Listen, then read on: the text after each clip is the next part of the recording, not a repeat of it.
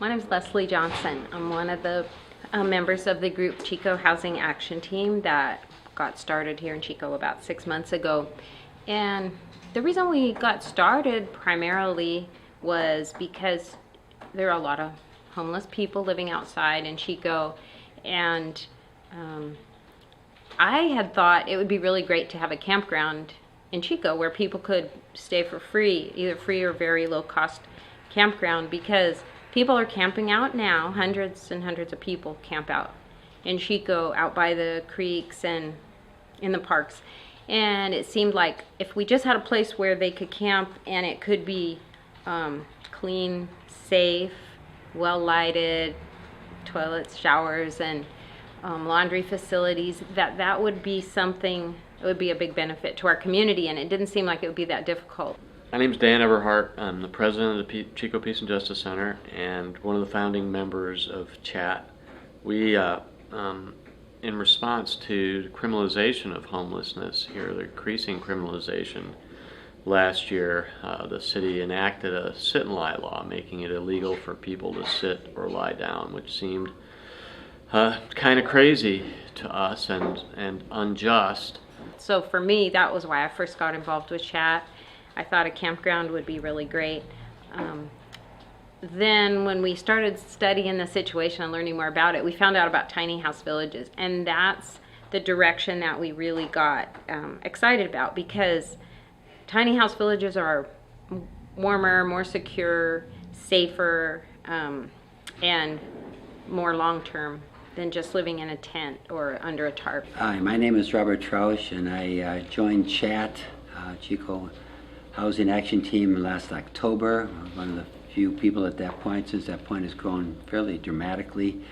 I joined because I was aware of the problem nationally and locally of homelessness. We see the reasons for it. We know that the corporations are now hiring people part-time. They're not making as much money. There's a dirge of jobs going offshore. Our corporations are paying less money. So we have more and more people that are homeless. We have vets that are homeless that are coming back for many different reasons. So all of that has led me to say we need something in our own community, and we joined with some other people to form CHAT to deal with that problem. My name is Brett, B-R-E-T, W-R-A-Y. I come from Denver, Colorado. Short about that, my girl cheated on me. I left. I become homeless almost, pretty close to 3 years ago. Homeless people stay under the bridges, down a 1 mile, in the camping areas down there, usually after everything closes down, anywhere they can, actually. You know, we got people live out in alleys, we got people live off college campus, down around there, everywhere. And now that they've run people out from underneath the bridges, I mean, it's been really hard. I don't know where they expect us to go. I have a dog, and I am not allowed in any shelters because of my dog, and I'm not going to give up that dog just to stay in the shelter. That's my girl right there. I can't do that. Many people in the community seem to feel that homelessness isn't our problem, it's somebody else's problem. It's a problem of people being lazy or alcoholic and having a choice in that matter. And in my opinion, and I think most of the founding members, it is our problem. In fact, the increase in homelessness is a direct consequence of the concentration of wealth in this country and globally. In the United States, 75% of the wealth is owned by 10% of the people. And that is continuing with that trend. So we have fewer people that have more wealth, which is bound to leave more people with nothing, the way we see now. And people, a lot of longtime Chico residents say that they've seen a great increase in homelessness here, that we must be a magnet for the homeless.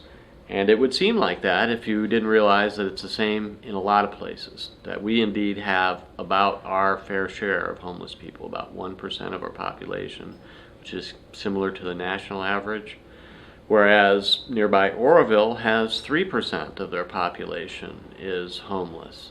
And it's taken us a long time. Part of that process was our education as to what we can do, how we can do it, how other communities across the country are responding to that problem. And we discovered that maybe we need to go and check that out. So we took a journey north to Eugene, to Portland, to Olympia, and actually to Seattle to visit other villages out there and see how they functioned and bring that back to our own community. We've had a lot of pushback in our own community up to this point about this issue from the police and the city fathers. I think because they don't understand the nature of the problem, the degree of the problem, and how to solve it. So we've seen a lot of pushback with the homeless people, getting them out from behind buildings, away from our creekways, under bridges, and just moving them around. But the problem is all you're doing is moving the problem around rather than solving that problem. And our thing is, how do we solve that problem? And we've discovered tiny homes, micro homes to house people. So with a tiny house village, you still have centralized kitchen and bathroom facilities, laundry facilities, and the garbage and everything. But the people each have a small little cottage that they live in, not even with bathrooms or kitchens. So they're very inexpensive to build, and that's what we want to do here in Chico. So we decided to take this trip up north and to visit some of the other tiny house villages that are already in existence. So first we went to Eugene, Oregon, and we visited Opportunity Village, and that was actually the one that would probably be most like what we would try to do here in Chico, because it's similar size city. It also was built on a very low budget, and that's what we'll need to do here, I would imagine. Oh yeah, we were in Gateway, which is it's kind of like a suburb, Springfield, basically up the way, and then I was working part-time at a barbecue shack basically, and then my fiance was going to school, so she had financial aid, but at the end of the term her financial aid ran out, and then I was only working 20 hours a week, and albeit like I was making $12 an hour, which some people think that's a pretty good amount of money to make, but when it comes down to like $500 plus for room and utilities and everything else, and I couldn't get food stamps because I was making too much, and so yeah, it was just the bottom dropped out, and so we became homeless. So yeah, my name's Andrew Heben, and I kind of had a long history before I got involved into this project with similar things. I did my senior thesis at the University of Cincinnati on self-organized tent cities, and I visited a bunch of different places throughout the country, much like you guys are doing now, except maybe a little less developed. It was more camps. The people that lived there had to follow a certain agreement, very basic rules of, like no drinking, no drugs, no violence, no stealing. And, those rules are both to establish trust with the greater community, but it's also to maintain a certain quality of life within. Claire Syred, I'm the city councilor for Ward 7 in the city of Eugene, and my ward has ended up hosting Opportunity Village and the 2 rest stops that the city has set up as formal places for helping folks have a legal place to camp. That's what the rest stops are for. So Opportunity Village came about through a series of advocacy efforts that really grew out of our local Occupy movement. And they came to the city council and at some point proposed this idea of an opportunity village. So the folks involved in that effort proposed that they were going to form a nonprofit and have a board that governed how the opportunity village would be set up, managed, and governed itself. And so we have a basic community agreement that everybody has to sign when they come in, and we have a village council that kind of, so certain residents are elected to an authority position of village council, and they're kind of in charge of making sure that people are upholding those agreements, and people that break the agreements get an incident report, and depending on what that breach of the community agreement, there's different levels. So it was a real robust vision that the Opportunity Village folks brought to us, including applications for folks to go through a screening process before they were invited to be in the village. 24-hour security gate. Anyone who comes to visit the village has to check in through a secure gate and check out again. My name is Eric Plinko, again, Lieutenant with the Eugene Police Department. So I'll talk a little bit about my background. I've been a police officer now, it'll be 20 years next January, 18 of those here in Eugene. The vast majority of my career has been spent in patrol, which is really where police and the homeless interface. I'm not aware of any spike in crime that can be associated with this particular facility. In fact, I think because of how well it's managed, we may be seeing a slight decrease in the amount of crime, because the people who are here have a vested interest in being here, or they're removed. And so some of these people might have been individuals who previously would have struggled with drug or alcohol abuse. They wouldn't have, it's a very unstable life to be living out along a riverbank or under a freeway overpass. And it also, it can be very demoralizing. And so when you bring people together in a community, you give them some responsibility, you tell them that there's a set of rules to follow, and there are consequences if you don't. It really, I think, reinvigorates people. It gives them a sense of purpose. They know they have a safe environment where they can be. And I think in many ways, at least with this particular population, it's had the opposite effect. And many of them who might have gotten caught up in the criminal justice system before now are not doing that, because in essence they have something to lose. I don't know. I think most of the crimes that homeless people are creating are quality of life crimes, right? It's like panhandling and trespassing, and so they're called quality of life crimes because they infringe on the quality of life of other people around them. But ironically, they're actually crimes that are a result of the quality of life of the people. And I think that's, when you're at the very bottom, to get from here to here seems almost impossible. But if you can sort of incrementally reintroduce somebody back into a more normal and stable housing situation, I think they have a much better chance of being successful. So, Opportunity Village, I think, is a very viable model for communities that have people on the ground who are really willing to put in the time. I don't think we give people enough credit. Like, people aren't going to want to choose to live with people that are going to be causing disruptance all the time. Like, they want to live with people that are going to want to be here for the right reasons, and that's what we've seen has worked. I have received 0 complaints, either criminal or quality of life or impact, from anyone working or living near those sites.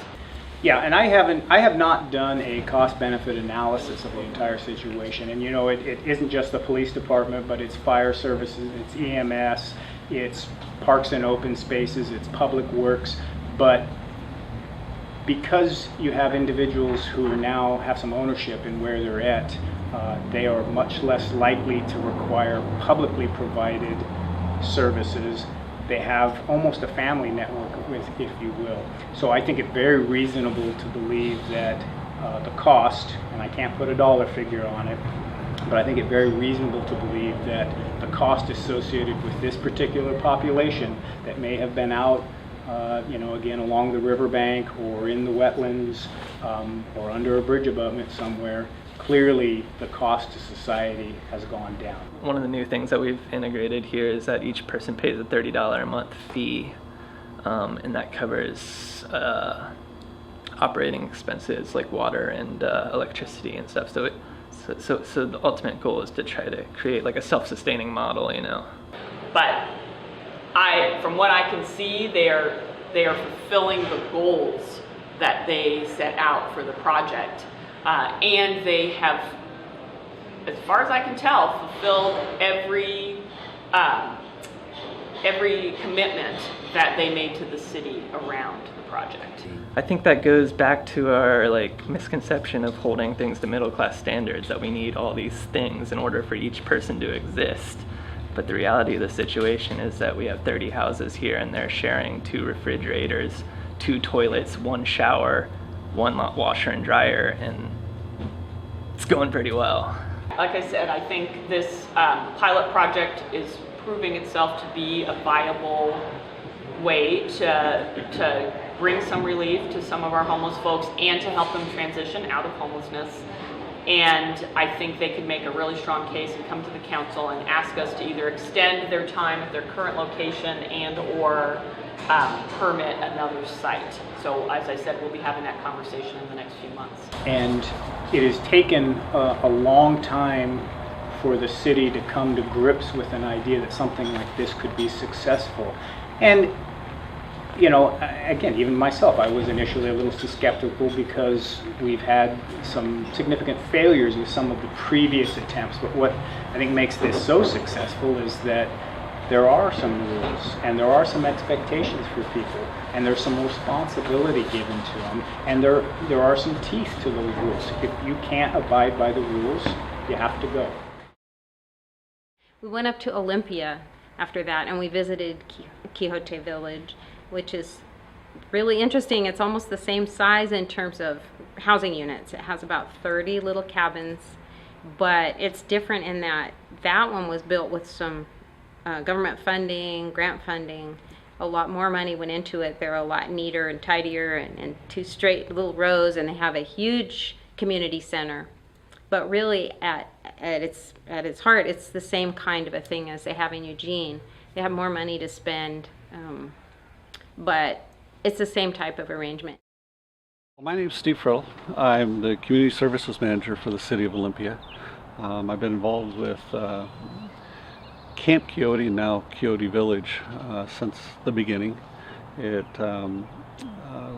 had a lot of different involvement, both county and city relationships, where we work on homeless issues.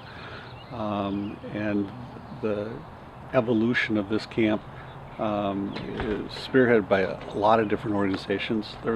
This started with a pretty big controversy of homelessness in our downtown and impacts on business and shoppers, and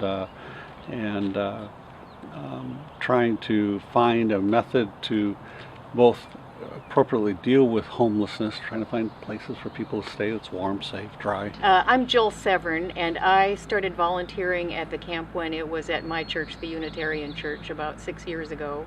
I eventually became president of Panza, and I was kind of the lead person in fundraising to build the village. Panza is named for Sancho Panza, so the camp was named Camp Quixote, now Quixote Village, for Don Quixote, and Sancho Panza was Don Quixote's servant and sidekick, so Panza is named for him, and it's the little nonprofit organization that supports the camp and now the village. Cities passed some ordinances that dealt with trying to create a clear walking zone, and so Camp Quixote started as a response to city passing ordinances that pushed homeless people out further into the rain, out from underneath awnings. We adopted initial ordinances that allowed an encampment to be located at a church for up to 90 days, and then it needed to move to another church. That really developed Panza, the supporting agency, to deal with all the organization and all the moves. They knew that they wanted things to go well and right for the neighborhood, and so they became additional eyes and ears on the street to keep an eye on things. And so as they moved from neighborhood to neighborhood, from church to church, all over Olympia, our police came and were in complete support of it because they helped with those issues in those neighborhoods. And part of the reason that worked so well, and part of the reason the camp was such a good neighbor, is that what homeless people lack is any control over their own lives. So when they are given some control, they use it just as well as anybody else would. And I really think that that's what people who are homeless need most, is agency. It's some control over the conditions of their lives. Over the entire period of time, there became a strong relationship between this camp and our police department, because there was never reports of crime, there was never reports of difficulties, vandalism. There was thoughts that maybe that's occurring, but we were having vandalisms or whatever in neighborhoods long before Camp Quixote showed up. And actually, just the opposite occurred. Camp Quixote, because of its code of conduct, became a stabilizing force. And you know, if you want to be sort of candid about what the sort of proximate causes of homelessness are, they are addiction and mental illness. And you know, there's a whole other conversation about why people are addicted and why they're mentally ill. It has to do with stuff that starts in childhood. But those are the two big things, is addiction and mental illness. And both of those get worse when people are isolated. Particularly mental health deteriorates when people are isolated. And I think that's something that people who've never worked with folks who've been homeless really understand, is the profound loneliness of being homeless. Some of the things they did in the neighborhoods, they ran cleanup programs throughout the neighborhood. And so, you know, officially, on the record, there is, in the 9 years that we've had this going, there has not been a reported crime that's a result of Camp Quixote coming into a residential neighborhood. And how much of people's humanity you can help them get back simply by giving them a community to be a part of. Because that is like the signature of homelessness, is being outside community, of that isolation, of being the other. And when you're part of us and not them, it's a totally different dynamic for people. Again, when you're looking at a temporary that's moving from site to site through existing residential neighborhoods, the concerns are different than when they're going to be in a permanent location. And so coming to this industrial area, you know, industrial property owners had concerns about what it would look like. They were concerned about vandalism. They had the same concerns as the residential neighborhoods. And it spoke a lot to have our police get up and address those concerns. Like, no, actually, it's almost like you're going to have a camp full of night watchmen available to you. So we're working on becoming a clean and sober community. And that was the choice of the camp residents. When we were getting ready to move here, we had long conversations about how they wanted the village to be different from the camp. And people, the vast majority of the camp residents, voted to have this be a clean and sober place because they want pure support for staying clean and sober. And so that's kind of our project. And we've had a lot of people get clean and sober here in the last few months. It's been really amazing. How much easier that is when you have a place to live and indoor plumbing, how much easier that makes it to get clean and sober and stay that way. We visited one more community called Dignity Village in Portland. It was really fascinating to see the different kinds of personalities that each one of the villages takes on. They're each one very different, but yet they all function and provide a home for people. So people can stay in their little cabin, can lock the door, keep it safe. In all of them, the people join together and they elect councils that kind of take care of discipline and order and organize volunteer labor. Everyone has to do a certain number of jobs and chores and duties, and it becomes very much a community. One of the most interesting things that I think I learned from our trip was how the importance of having people live together in a communal situation, and especially people who have been homeless for a long time. It seems that's very, very crucial to their mental, emotional, and physical well-being. They've come to depend on other people and one another very much, and so it isn't just a matter of putting a roof over someone's head. It's helping them develop community structures and and the mutuality that comes with community. I'm Nancy Motaz. I am the CEO here at Dignity Village. I've been here about a year and a half. I started out sleeping on the bridge. It's the first time ever being homeless with my family. Showed up here. They opened up their arms to me and my family at 10 o'clock at night.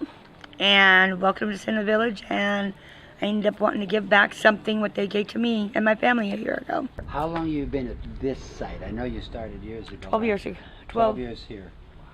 Amazing. 12 years. And it's time to go. So you're looking for bigger Yeah. space. Well, the city wants, or she wants her land back, and it's okay. ODOT property.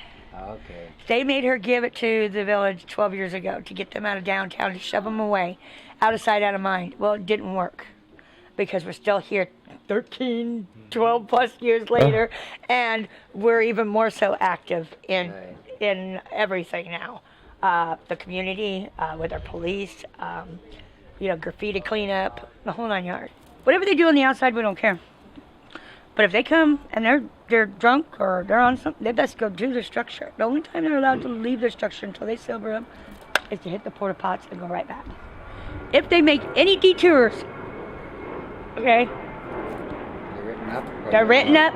We'll give them a chance. The second time, they're out. You have to get to know them. You have to be understanding. You can't be such a hard ass on people, because let me tell you something. Everybody's here is broken in one way or the other. Everybody has an issue. The biggest issue you're going to come across, one of the biggest ones, is your drugs. Okay. Your second is mental health. Your third is alcohol. I don't put drugs and alcohol together because I don't have as many alcoholics as I do drug addicts. You understand? And each one is a little bit different now, but they're all receptive to the help. They want help.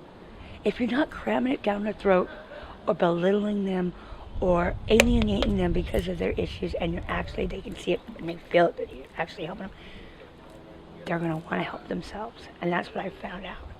It's when we were trying to cram the rules down, and they get rebellious, just like children. Yeah. So, it's a little piece of advice I've learned. Yeah, my name is Andy Holcomb. I'm a resident of Chico for about 35 years, and I previously served as mayor and 2 terms on the city council. Left at that time, shortly thereafter, for a year in Australia. So it's very interesting to come back and see how the city has changed and really see how it is still the same. Why I ran for city council primarily, other than just because I wanted to serve the community, was there was a need for housing for marginalized people in our community, a need for housing for the homeless, and it wasn't being met. And sadly, I guess why I'm here today, it's still not being met. In fact, I think it's gotten worse in some ways, in spite of all the many very well-intentioned and substantive efforts on behalf of our council and on behalf of our community, in the true sense of our community stepping up. There are many, many steps still to be taken. There was just a report out by the National Law Center on Homelessness and Poverty. You can look that up, and nlchp.org, about the criminalization of homelessness.